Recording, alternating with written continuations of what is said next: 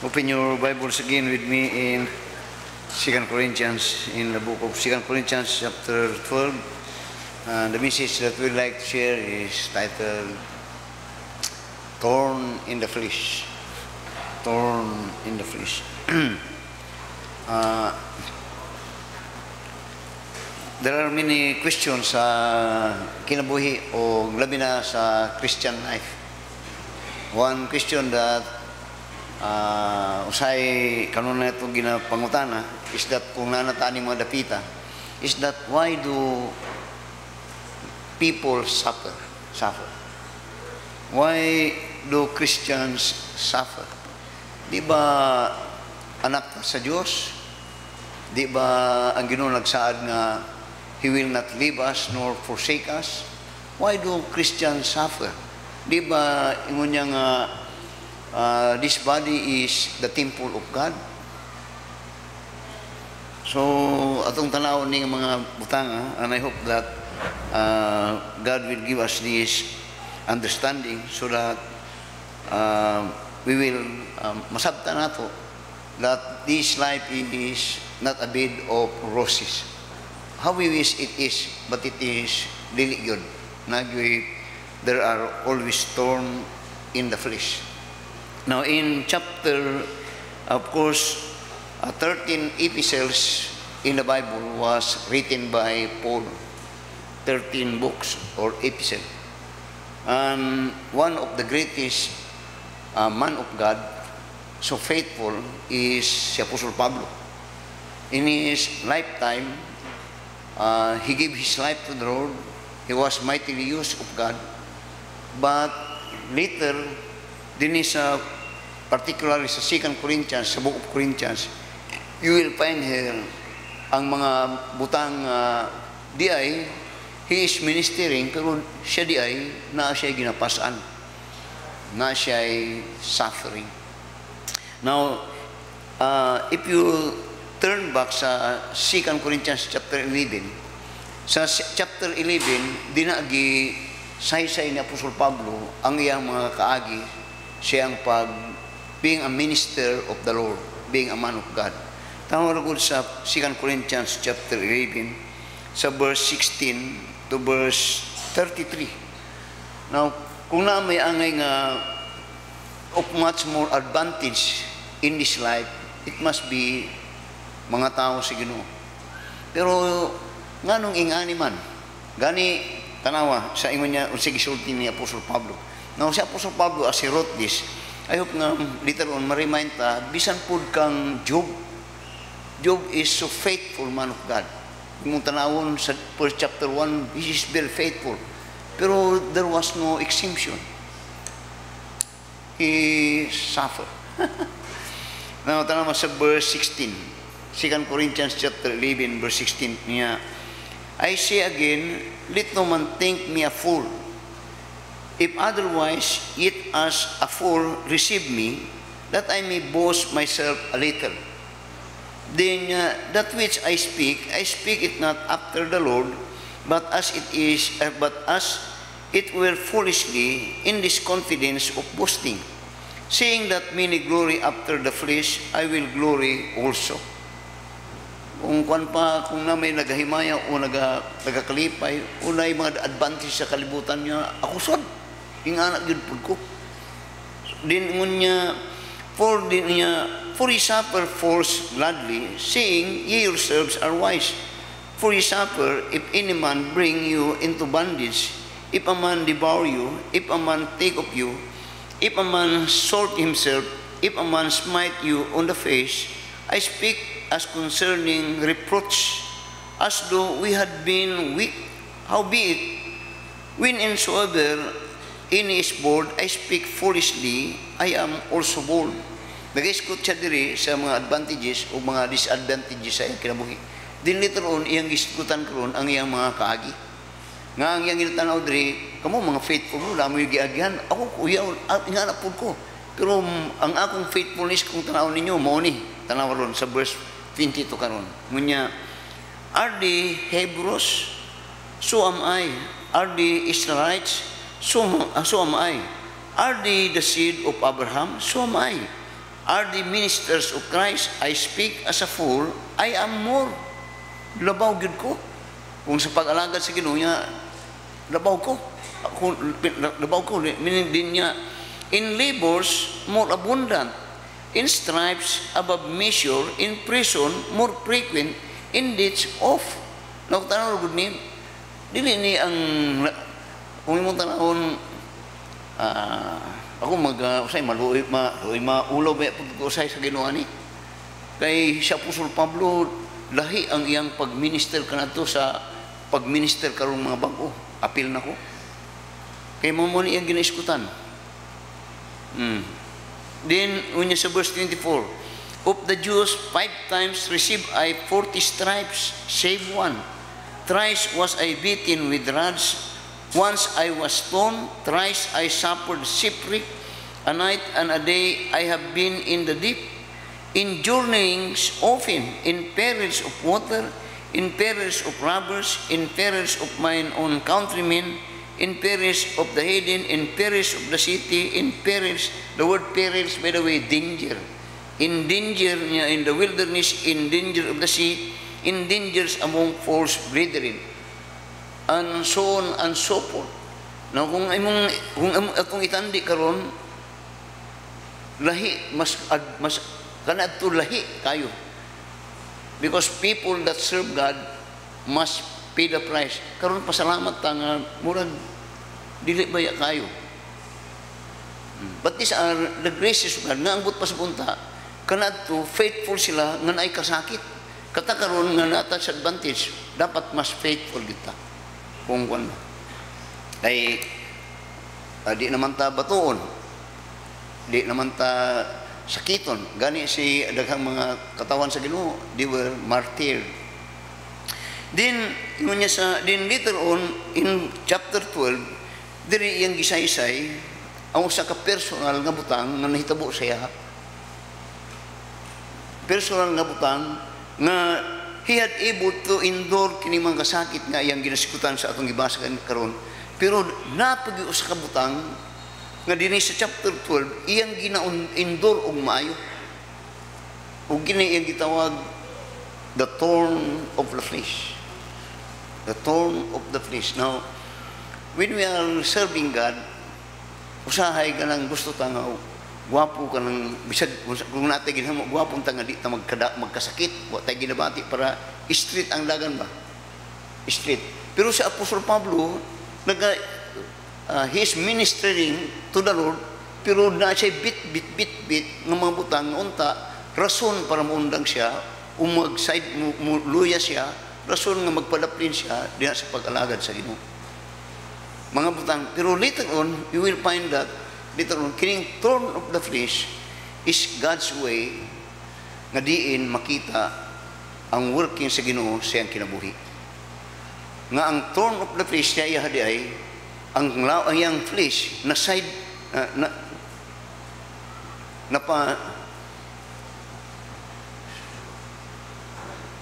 side sana na term na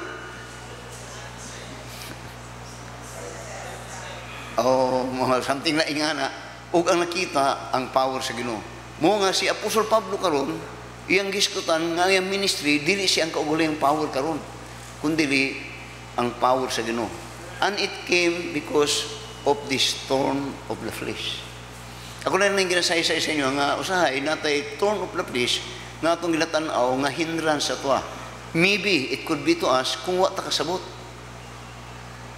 Pero si Apostol Paul nakasabot ni maayo ni nga doon na siya thorn of the flesh. May namdo ko kanad to. Ito si Sir Agner. May namdo ko nga Sir Agner. Kung lahi namdo mo ito. Tigulang na to. Musaka to din nga kuan nagkiang-kiang ko to siya. Pero di tumundang og simba. Magkiang-kiang nga mag-forward diri. Nga nahimong encouragement ako nga tanaw gud ning tigulangan ni. Nga bisag ingana siya lupigon ang mga batan-on kay siya naagyud diha kanunay nga naga-amin-amin ug mo forward pag siya. Nga dili na himong kadtong iyang kaluyahon, dili na mong hindrance nga nahimo siya ganing para sa kuha nahimo siyang blessing, encouragement kaysa atong mga kusgag lawas nga dili nahimong blessing. Now atong eksaminon si Apostol Pablo karon sa 2 Corinthians chapter 12. Notice in verse 1 to verse 6. Dini sa verse 1 of sa verse 6, there you will find the revelation of Apostle Paul of those advantages and privileges that he had experienced in the ministry of the Lord. Ngunya sa verse 1, tanawa. It is not expedient for me doubtless to glory. Kung magpahilambugay ta diri sa pagpangalagad sa Ginoo, ako kung pa number 1 ko sa tanan. Din ngunya, I will come to visions and revelation of the Lord. Kunya kung natay kung magpahinambugay ta diri ngunya, ako dadon ta kamo sa vision and revelation sa Ginoo nga iyang gipakita ug iyang akong nasinati sa iya. Then ngunya, I knew a man, then he made mention about this now about himself niya. I knew a man in Christ above 14 years ago, whether in the body I cannot tell, or whether out of the body I cannot tell, God knoweth. Such an one caught up to the third heaven. Nga si Apostol Pablo, iyang gisulti diri, nga nakabot siya dito sa langit. Pero if you examine how Apostle Paul was able to see this revelation in heaven, is because of suffering. Because of his suffering. O katong suffering, katong gikuan siya nga ang pagtanaw nila sa Acts chapter 15, I think 16, nagisakit siya, nga nakuyapan siya, nga ang panto nila, namatay siya. Pero at what time day, muna iyang ginaiskutan, that in his suffering, he see the glory of God in heaven. So that the point is, without suffering, no one could enter heaven, because Christ himself had suffered. Nagsuffer ang Ginoo sa tuwa. Ug gani kung mong tanawon in the book of Acts chapter 7 chapter 14, muna ang gisulti niya sa chapter 14 the book of Acts, there, particularly sa verse 20 up to verse 22, naghisgot din diri sa dispersion sa mga Israel o sa mga apostles. Then later sa verse 22 muna yung gisulti niya, confirming the souls of the disciples and exhorting them to continue in the faith. Dinya, and that we must through much tribulation enter into the kingdom of God. Through much in tribulation. That was during the time, in the New Testament time, in which nagasugod ang ministry to the propagation of the gospel, that there was great opposition among God's people, and it is all by the grace of God. Pero giiskutan niya po sa Pablo diri nga di kusog ang opposition when speak of propagating the word of God, and that is what he said. Then tanawa ko ron sa 2 Corinthians balita. Dinungon niya sa verse 3 niya, and I knew such a man, whether in the body or out of the body, I cannot tell, God knew it. Iyang ginagamit ang third person nga pronoun, pero he's speaking of himself. Dinungon niya, and I knew such a man, whether in the body or out of the body, I cannot tell, God knew it. How that he was caught up into paradise, and heard unspeakable words which is not lawful for a man to utter. Now, ingon niya, third heaven. Ganyan niya sa verse 2, ingon niya sa third heaven. Third heaven is the place of God. Langit to. Diri karon sa verse 4, ingon niya, caught up into paradise. Nakahinomdum mo katong katapad ni Ginoong Kristo dito sa cross. Ngayon niya, Lord, remember me when thou art in paradise. Niya, today thou shall be with me in paradise. Muni ang giskutan ni Apostol Pablo. Kadto siyang kini nga paraiso nga giskutan ni Ginoong Kristo. Iyan yung naadtuan. Naway nga ang gusto na kong ipakita o ginapakita ni, kasagaran ta kung na mga dapit nga mga maanindot nga dapit nga madungog nato din maadtuan gani nato. Kasagaran nga the tendency is pag uli nato, gusto nato nga isulti ng dapita. Nga makapahinam nga gikan ko sa Boracay o gikan ko sa Israel, gikan ko ingana ang kang Apostol Pablo, nahitabo na nga kaadto siya dito mismo sa langit. Pero sa diyang tuwa sa dito, pagbaba niya diri, di niya gusto nga isulti. Ang Ginoo di niya gusto nga isulti. Kita kasagaran sa to, tuyo na to, mo to tagdapit nga wala kita nakauna para ipanghambog nato nga kita nakaadto ta dito. Pero si Apostol Pablo lahi ang sa Ginoo. Lahi. Tanaw sa verse, masunod ko ninyo? Tanaw sa verse 5. Ato akong balik ko sa verse 4 para makuha nato niya. How that he was caught up into paradise and heard unspeakable words which is not lawful for a man to utter. Of such an one will I glory, yet of myself I will not glory, but in mine infirmities. Nagaisgot siya diri karon kadtunta ang iyang ipasigarbo, pero niya dili ang akong gusto nga ipasigarbo ang akong mga kaluyahon. Mga kaluyahon. Nga usay ako maulaw ko usay musulti sa inyo sa akong kaluyahon. Kamu kita po usay manuulaw ta musulti sa atong kaluyahon. Pero sa Apostol Pablo dili. Unya kung na may butang akong ikapasyundayag kadtong butang sa akong kaluyahon. Basahon ko na ito, balik ko sa mga sabta nyo, sa verse 5. Kaya ito ning tanaw ning thorn of the flesh. Ato lang ginasublan pa. Unya, of such an one will I glory, yet of myself I will not glory. Kadto nga paradise, but in mine kaluyahon. Dito ko sa akong kaluyahon. Dili dito sa akong mga dili dito sa akong kaluyahon. Nga naman ni? Baliktad, no? Then notice in verse 6 karon, niya, for though I would desire to glory, because of he was in third heaven, and he described it as a paradise niya, for though I would desire to glory, I shall not be a fool, for I will say the truth, but now I forbear, lest any man should think of me above that which he seeth me to be, or that he heareth of me. Kanang sa verse 6 kung tanawon, lahi ang kinisi ang pagkakristohanon o pagkataos ning Apostol Pablo o ginapasunod sa supposed to be a character of a Christian. Wa mo matingala no usahay kung nata sa hugo galaan kita mag-picture i-send out na parang mo ni akong si Apostol Pablo dili. Yung gusto katong i-picture to nagkakaon siya blow oy nagkapaningkamot check dako po lahi ay yung ginagawa. So the question is nganong ingani mani nganong dili tong glory dili tong angay pasunod mao ni ako nakabot pasayloon nung ta sa Ginoo usay magasulti mo gyud ato na mao ko ni mo ni ako nakabot mo ni among na himo mo ni Apostol Pablo, dili. Ay ang gusulti, katong infirmities, katong sinugdanan, nga gamay pa siya, nga padulong siya dito. Itong mga sinugdanan. Dili niya ginakita itong bunga, kundi yung ginapagkita, yun sa niya pagpadulong, nganong ingato ang iyang bunga. Nausahay mo tanaw ta sa bunga.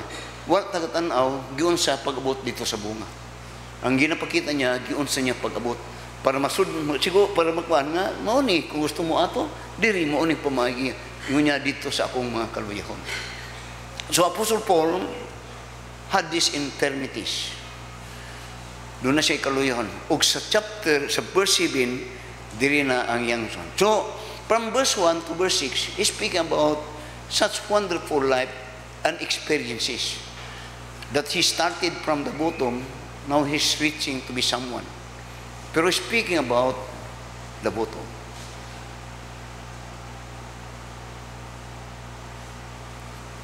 Now, tanaw sa verse 7. Verse 7. Now, in verse 7, you will find here the purpose why it is so. Ngunya, unless I should be exalted above measure through the abundance of the revelation that was given to me a thorn of the flesh, the messenger of Satan to buffet me, lest I should be exalted above measure. Now, tanawa ang this word, follow me sa verse 7. This word in niya, unless I should be exalted above measure. Tanawa na po sa last part niya, lest I should be exalted above measure. Ang verse 7, gibalot ni siya nining mga word. Masabtan ko ninyo? Nga ang ginasulti kaning exalted above measure, nga mahimong mapagarbuhon ko. Nga the purpose why there is a thorn of the flesh that God allows for Paul to experience is because God want Apostle Paul, of all his advantages, of all his benefits, of all those glory that he had experienced from God, that he remained to be humble. Muna exalted ang gamit niya. Kaya kung si Apostle Paul labaw na siya. There is no such apostles or any man that had lost privilege that he entered heaven, he entered paradise, and he was so close to God. Ngunya, kung ako gusto na ako ning ipasundayan, pero ngunya, there is a thorn of the flesh. Nga, God, in effect, God allows him, just like Job, to be buffeted of Satan. Naong pangutana, di ba si Apostol Pablo faithful nga tao sa Ginoo? Di ba siya masundanon sa Ginoo? Anong gitugtan to sa Ginoo?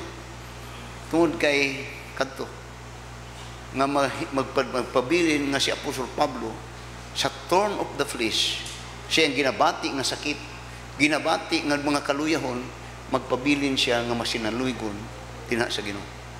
O kadtong pagbabilin niya nga masinaluygon sa Ginoo, kadto makuha niya dina siyang pagpahiubsanon sa Ginoo. Naingan, sometimes kani dilipod kayo masulti na to ang normal.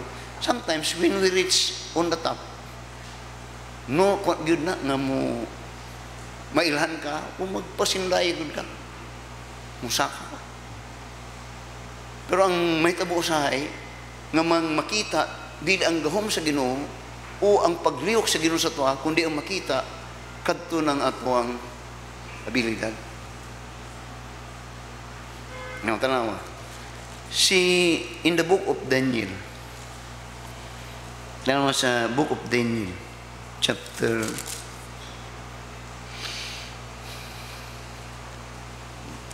the book of Daniel, chapter 6, I think. And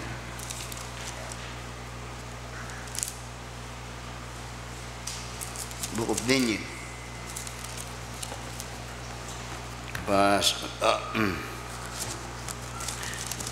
Sa book of Daniel, chapter, katong nagpahambog si Daniel, o si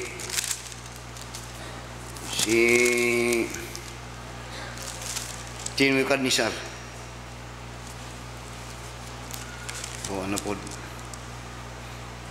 Daniel chapter 4. Tanawa sa verse 28. Daniel chapter 4 verse 28. Up to verse 33. Tanawa. Daniel chapter 4 verse 28 niya. All this came upon the king Nebuchadnezzar. At the end of 12 months, he walked in the palace of the kingdom of Babylon. And the king spake and said niya, is not this great Babylon that I have built for the house of the kingdom of by my might and of my power, and for the honor of my majesty? Ngayon niya, di ba kini nga gingharian, kini nga paso gingharian, di ba kini nahimo ni, napatigayon ni, tungod sa akong abilidad, sa akong pagka, di niya, verse 31, while the word was in the king's mouth, there fell a voice from heaven saying, O King Nebuchadnezzar, to thee it is spoken, the kingdom is departed from thee, and they shall drive thee from men, and thy dwelling shall be with the beasts of the field. They shall make thee to eat grass as oxen, and 7 times shall pass over thee, until thou knowest that the Most High ruleth in the kingdom of men, and giveth it to whomsoever he will. Nga ang buot pasabot din ha, ning abot ang punto, nga ang pagtuon ni Nebuchadnezzar. Now, Nebuchadnezzar was a heathen. He was not an Israelite.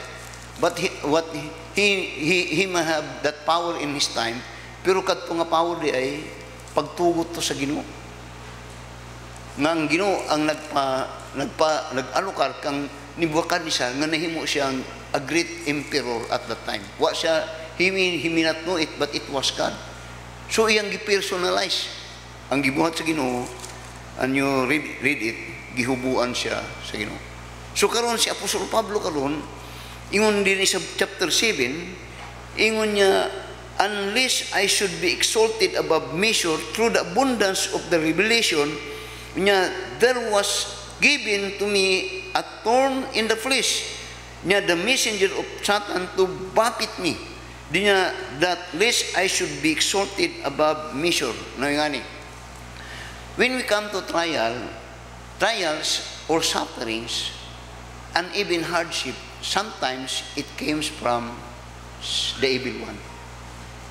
And the intention of the evil one, when he subject us to suffering, trial, suffering, and hardship, is for us to draw away from God. And that happened to Job. That when God allows Satan to touch Job, the intention of Satan is that Job will draw away from God because of those hardship. Pero sa Ginoo pod, naapod sa Ginoo, nakagihon pod ta sa Ginoo og mga pagsulay, bisag kasilisdanan og mga kasakitan. Pero ang intention sa Ginoo nga mulig-on ta diha nga mugunit sa iya. In this case, boni ang nahitabo. Satan was allowed for Job to silent Job, and God allows Job to be in silence, because ang purpose Ginoo is that he remain to be humble. Not only that, tanaw sa verse 8. Sa verse 8 niya, for these things I besought the Lord thrice, that it might depart from me. Normal yun na. No, sabtan ninyo. Si Apostle Paul in this time, of course, nangayo siya, thrice siya naghamyo sa Ginoo nga kwaon ning thorn of the flesh, kay samok man gyud ni, sabal man gyud ni, makaluya man gyud ni. Pero wa tugtaw wala gikuha sa Ginoo. Now, muna nga sometimes kung di ta with the wisdom of God, usay di nato ni masabtan. Kay si Apostle Pablo, if you will study his life, daghan siya natabangan. Daghan siya naayo, daghan siya mga sakitong naayo, and many times nag-pray siya sa mga tabangonon. Pero di na sa Ginoo. Pero karon siya na mismo ang personal nga nagapayog tabang sa Ginoo, pero wala siya tabangi sa Ginoo. Now, the picture of that is when Christ was on the cross, niya ili lama sa baktani. My God, why hast thou forsaken me? Ipasagdan siya. Pero sa verse 9, mo di ay ni. Tanaw sa verse 9 karon. Masundan ko ninyo. No, tanaw sa verse 9. Niya. Verse 8, for these things I besought the Lord thrice, that it might depart from me. Pwede na mangluod si Apostol Pablo nini. Pwede na. Paraspod kang Job, ingon ni Job, ingon sa asawa Job, curse God and die. But in verse 9, mo nang tubag sa Ginoo. Now, sometimes muna nga, we believe that God answers prayer. Sometimes it is no, but it's still good for us. Kaya sa itong pagtanaw, it is always yes. No, pero it is good for us. Tanaw ang good sa verse 9. Ganyan, and he said unto me, dili gikuha si Ginoo, pero, and he said unto me, my grace is sufficient for thee, for my strength is made perfect in weakness. Duha ka rason nga nung wala to bagato sa Ginoo. Wala gikuha sa Ginoo mo ito nga sakit. Balon-balon to niya kanunay ito nga sakit. Pero niya, my grace is sufficient for thee. Makalahutay ka ani, akong grasya muuban sa imo. Now you see, it is all by the grace of God that we live in this world. Kung imong sabto na ang grasya, grasya yun sa tanan. Now when we speak about grace, it is all of God. Everything is all of God. Ang atong mga pagkaon, everything. But then here, ang nagasustain siya, kadtong grace nga ligon nga pagtuon ni Apostol Pablo sa Ginoo. Ngayon niya, I will not leave thee nor forsake thee. No, usahay, kung mabuta, ang atong pagtanaw usahay, kung nataan ang mapanong nga sa kasikitan o kalistanan, atong pagtanaw usahay, nga wa na tayo paglaong. Usahay mo na, wa, nagyong, pero dili na, di siya po ingon sa Ginoo, dili. So, be it mga sa atong kuna, always think about this. Without the grace of God, di mo sustenir ang tinan. O kita nabuhi tungod sa grasya sa Ginoo. So that, ngunya, my grace, notice this, sufficient eh. Bisag ingana ka, you could survive. Then, notice, ang number 2 nga reason niya, for my grace, so is sufficient for thee, doon niya, for my strength is made perfect in weakness. Muna siya nga, not unless we learn that we are nothing before God, di good makalihok ang Ginoo sa tuwa. Even in prayer, when we pray, unexpecting nga na atoa, nga ang prayer nga pray nga need yun na to ba? Pero kung ang pagtanaw nga na imo nga dili na mag-work ang Ginoo na. Now tanaw. How this grace is sufficient and how this strength made perfect in weakness. Nainumdum mo kang Gideon? When Gideon was called of God to fight the Amalekites, 30,000 ka mga sundalo. Iyang kalaban, daghan-daghan po to. Some says 500,000, some says 100,000. Pero 30,000 to siya, labaw. So din, ning sugot si Gideon nga makig-away sa Amalekites, kung sa Ginoo, Gideon, daghan ra kaayo mo. Unya, kanang 30 ka mga sundalo, 32 nga sundalo, paim na. Kadto mo inom sa Judges chapter 7, ang mo inom nga mutila, hawa. Diretso dayon 22 ang ning nawa. Then pagkakuan sa 22, mukig-away na pupunta si okay na si Gideon, 10,000. Pero sa daghan pagyapon Gideon. Ay, by the way, katong premier sulti day, kinsay gusto mo uli, madug-away, uli, nanguli ang 22,000. Karon 10,000 na lang, pandibdimad sa suba, katong mo kuan sa tubig, hawa, hantod na bilin nga 300 na lang. Dayon, ang rason sa Ginoo niya, kung moadtog manggod mo nga daghan, musulti mo, nga kadaog mo, tungod sa inyong kadaghan. Pero kanang 300 karon, makasulti ka, nga makig-away ka, mudaog mo, makasulti ka, aning daog mo, tungod sa kuha. Amen? Ngunya, God intention, kang Apostol Pablo, just like even, di lang kang Gideon, bisan kang David, bisan kang Daniel, it is always in their weakness that God's power was being evidenced. To the point nga, makasulti si Apostol Pablo, it is all by the grace of God nga ako ning nahimo. Naon sa ibot nimong pasabutan na, nga ang Ginoo, mulihok og mga butang nga di nato mahibawan o di nato makayanan. Para sa pagkahitabo niya ini, it is all the glory of God not of us. Muni, tanaw. Sa 1 Corinthians chapter 1. 1 Corinthians chapter 1. Notice sa verse, diretso na lang sa verse 26. Pero kung gusto mo, pwede mo musugod sa verse 18. Sa verse 26 up to verse 31. Tanawan niya principle. Ngunya, for ye see your calling, brethren, How that not many wise men after the flesh, not many mighty, not many noble are called? But God had chosen the foolish things in the world to confound the wise.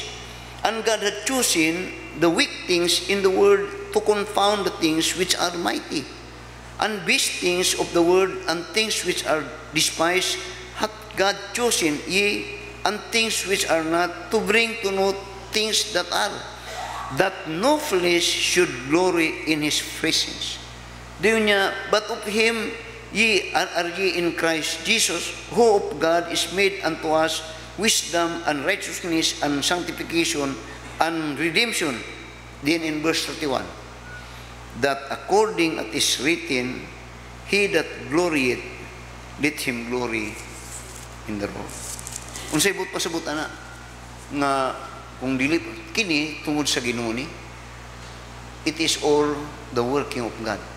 Kay kung ako lang, di na ako ni mahimo. Ang Ginoo ang naghimo nini para sa kuha.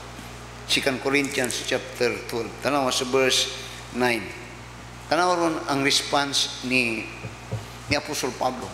Ganiha, nagka-complain si Apostol Pablo tungod sa doon siya mga pagbati, ginabati. Doon na siya ginadala ng kasakit. Na nagka-complain siya, I mean to say, nag-aampo siya. Of course, nag-complain nga makabisolve ni mga tabang sa Ginoo. Wa tubag sa Ginoo. Din ang monitoron ang rason nganong dili tubagon sa Ginoo. Verse 9 ug sa verse 10 nya, my grace is sufficient for thee, for my strength is made perfect in weakness.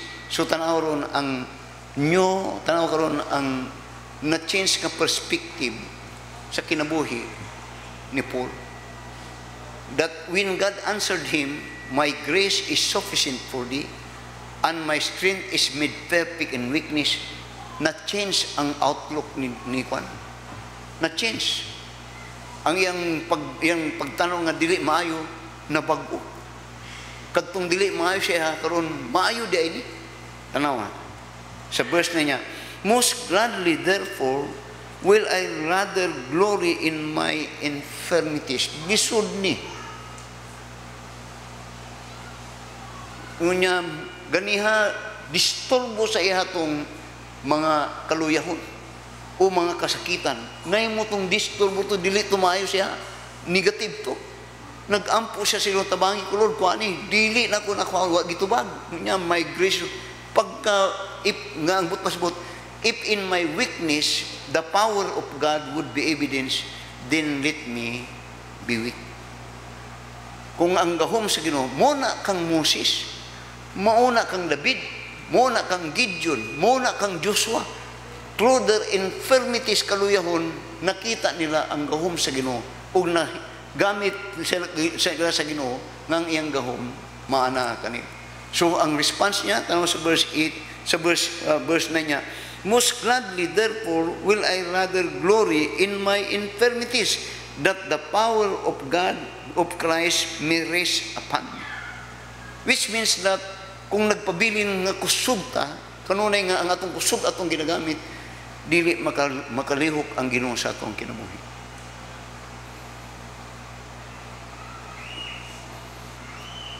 Lisod kanon, no?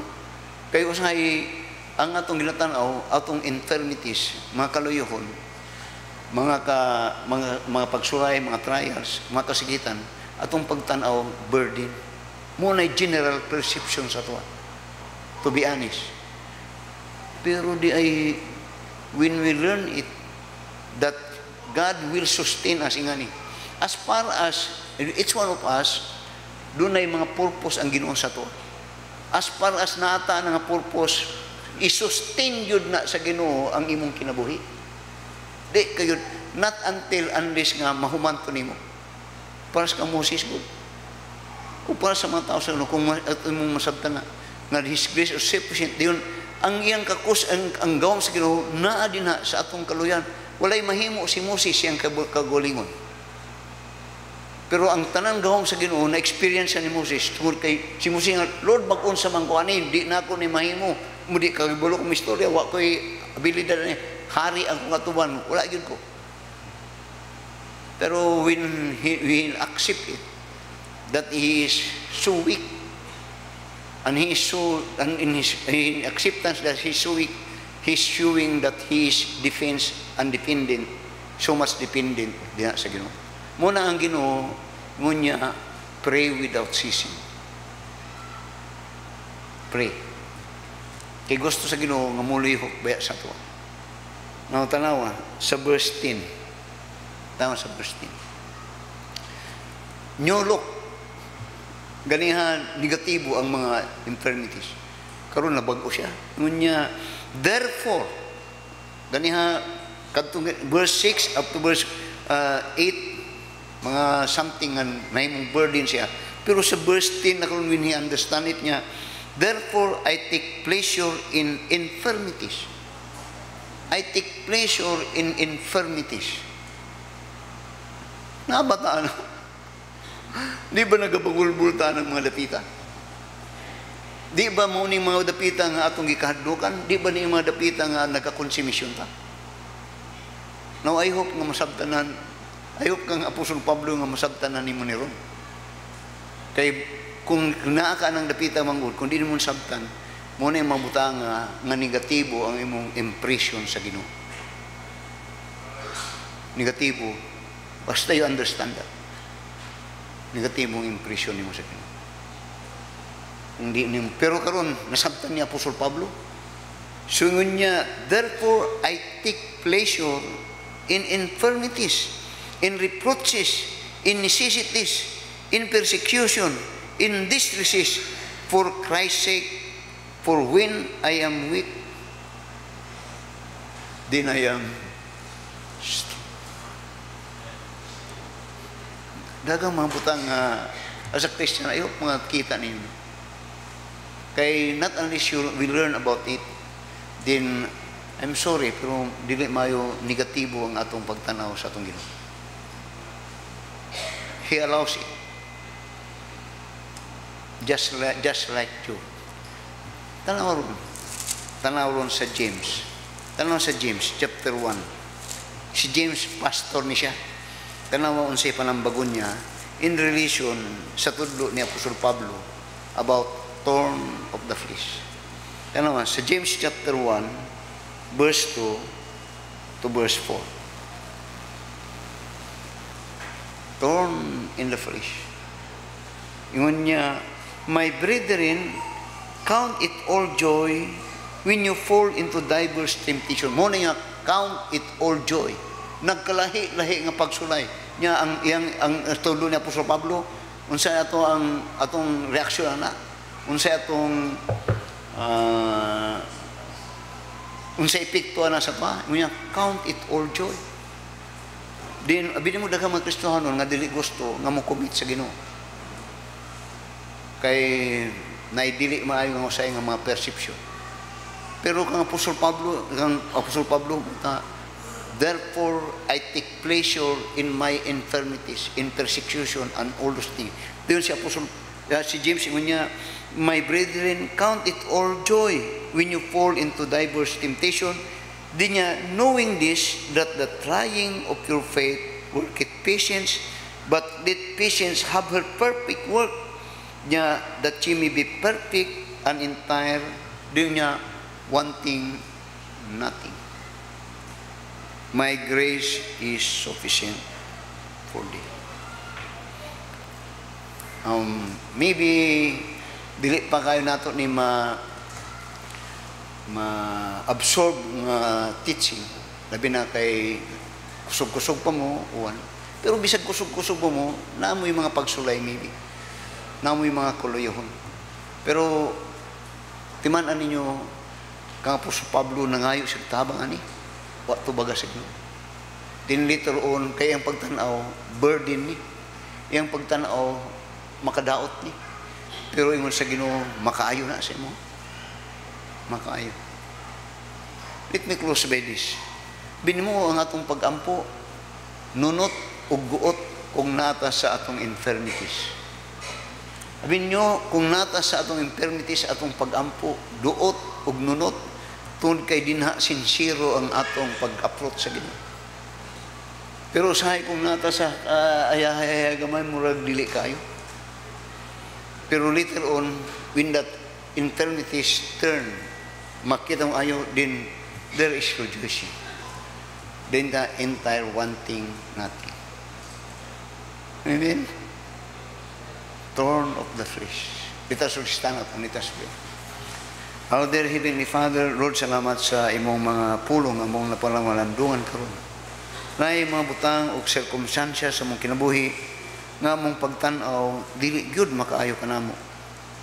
Kung usahay mga butang, usahay makadisturbo ka namo, kaya mong pagtanaw, kini, it become a disturbance nga mahinder ang among mga paningkamot, mababagan ang among mga tinguha. Pero di ay, being a child of God, God allows it for a purpose. That God is wanting that He will work on us. That at the end, God's glory and God is being exalted. Then we ourselves could say that it is, if it is not of God, then dili kini nahimo. Mga doon ay mga butang ingon ako nga di na mong sabtan maning tawag ng mga infirmities. And even Apostle Paul at the beginning had not known it. But when God said, my grace is sufficient for thee, and my strength is made perfect in weakness, then he understand that these things are the thing that he need in his life and in his ministry. The grace of God and the power of God. And the thing that he need most will only come when na siya din sa kaluyahon. Ngang but pasabot, di siya nagasalig siya ang kakusgon, di siya nagasalig siya ang kaugalingon, kundi ang pagsalig na diya kanimo. And exactly this is what Hebrews chapter 11 verse 6, that without faith it is impossible to please God, and that kind of faith is evidence in the teaching of the Word of God in chapter 12 sa kinabuhi ni Apostle Pablo.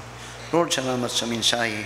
I pray that it give us the enlightenment, understanding, that if we ever dunay makaluyahon, mga pagsulay, trial, suffering, difficulties nga mong iabtan, tabangin kami nga mo sabot nini, nga sama sa kang Apostle Pablo, therefore I take pleasure.